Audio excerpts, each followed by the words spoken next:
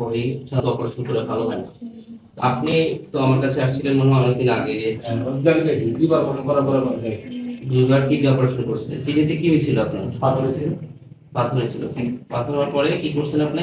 প্রথমে অপারেশন করতে আমার নেত্র নাই করার পরে 2 মাস যায় নাই, আবার পাথর হয়েছে। আচ্ছা।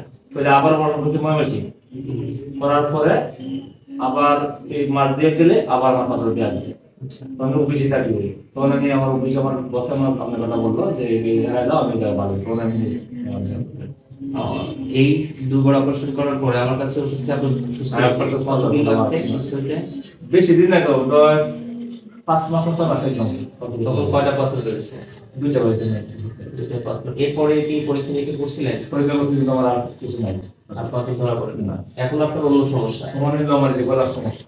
আপনার সমস্যার জন্য আসছেন। এই তো। তার মানে এই পাথরের যারা রোগী, কিডনি পাথরের রোগী, তাদের প্রতি আপনার পরামর্শটা কি? আমরা যে পরামর্শ দিচ্ছি, আমরা পরামর্শ আমি বলছি, মানুষকে বলছি আমি প্রথম করে ভালো হয়েছে, কিন্তু আমার তো ডাক্তার আছে, তুমি যদি তার যাইতে পারো তাহলে ফোন করে দেবে। অনেক যারা অনেক রোগীরা যারা তাদের প্রতি আপনার পরামর্শ কি? কিডনি পাথর হলে কোনো ওষুধ খাওয়া ভালো না অপারেশন করা ভালো? সবচেয়ে ভালো ওষুধ খাওয়ালে সবচেয়ে ভালো। যে কোনো জায়গায় হোক সেটা, যে কোনো জায়গায় হোক ওষুধ খেলে অনেক ডাক্তারের মাধ্যমে আমি করানো জানতাম, কিন্তু আমি যে মাংস মাংস জানতাম তার আমি পড়াশোনা করতাম না। আমার একটা শুরু করার পরে যে আমার যে সোয়া রেখে ওষুধ নেই, সোয়া রেখে আসলে আমার গায়ে প্রায় এই যে পড়াশোনা হয়ে গেছে কম্পিউটার। বুঝতে দেয় না আপনি আমার বলে নেই কথা, তাদের পড়াশোনা করতাম না, সমস্যা চলে যায়। পরে মরলে তো একদিন মরতাম না, হয়তো সময় লাগতো, সমস্যা চলে যায়। আমার বাচ্চারা বয়স দিয়েছে, ক্যান্সার এই সমস্যা হতে পারে।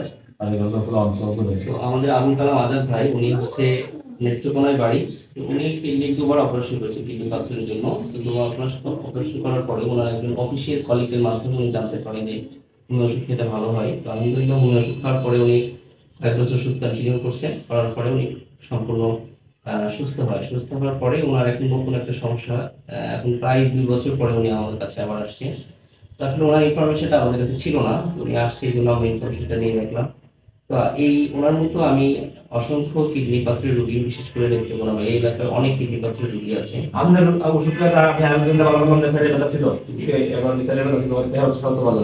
তো এই জন্য আমাদের পরামর্শ থাকবে আপনার যেহেতু যখনই কোনো সার্জিক্যাল কেস আসবে, কিডনি পাথর হোক বা কিডনিতে কোনো সিস্ট হোক বা কিডনিতে যে কোনো প্রবলেম হোক বা শরীরের অন্য কোনো জায়গায় যদি কোনো সিস্ট বা টিউমার বা পলিপ থাকে, তাহলে আপনার সার্জারিতে না যেয়ে আগে কিছুদিন হোমিওপ্যাথি ট্রাই করেন ইনশাআল্লাহ। যদি প্রপার ট্রিটমেন্ট পরে ইনশাআল্লাহ দেখবেন যে সুস্থ হয়ে গেছে।